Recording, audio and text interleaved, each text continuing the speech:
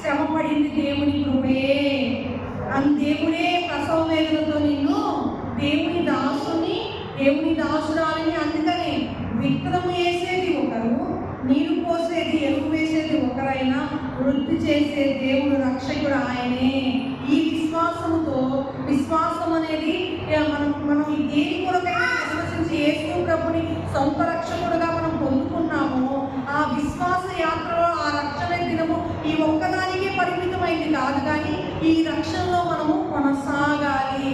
ఎలా కొనసాగాలి అంటే ఈ రక్షణ ద్వారా నీవు ఈ లోకంలో ఆయనకు మహిమకరంగా జీవించినప్పుడు నీవు జీవించిన జీవితానికి బహుమానం ఉండాలి. నువ్వు జీవించిన జీవితంలో నీవు ఏదైతే దేవుని మూలంగా సంపాదించుకున్న జీవము ద్వారా నీవు ఏ నిరీక్షణ అయితే కలిగి ఉన్నావో, ఏ నిరీక్షణ కలిగి ఉన్నావో, పునరుద్ధాన బలము.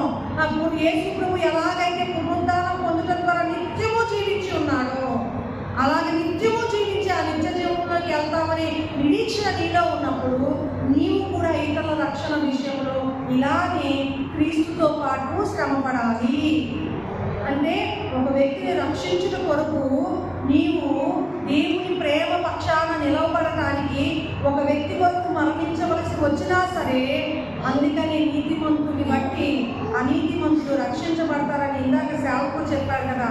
నీవు నీతిమంతురాలుగా ఉన్నావు, నీ భర్త నశించడు, నీ భర్త రక్షించబడతాడు. ఎందుకు అంటే నిన్ను వెలిగించిన దేవుడు నీ వెలుగులో నుంచి నీ ద్వారా ఇతరులతో మాట్లాడతాడు, నీ ద్వారా నీ బిడ్డలతో మాట్లాడతాడు, నీ ద్వారా నీ వారిని అందరినీ రక్షించుకుంటావు నువ్వు. అలాంటి అది ఎప్పుడు సంభవిస్తుందంటే ప్రతి దినము మనకి ఇచ్చిన రక్షణలో మనం కొనసాగినప్పుడే. ఆ కొనసాగటం కొరకు ఎప్పటికప్పుడు మన విశ్వాసాన్ని మనం శోధించుకోవాలి. ఎప్పటికప్పుడు మనము మన రక్షణలో వణుకుతో దాన్ని కొనసాగించాలి, అంటే భయంతో కొనసాగించాలి. భయం, దేవుని పట్ల భయం ఎక్కడైతే ఉంటుందో ఆ వ్యక్తి దేవుని కొరకు మరింతగా అంటే ఏ ఉద్దేశంతో దేవుడు చేశాడో ఆ ఉద్దేశం ప్రకారం జీవించడానికి సహాయపడుతుంది. అట్టి కృప దేవుడు నీకు అనుగ్రహించును గాక.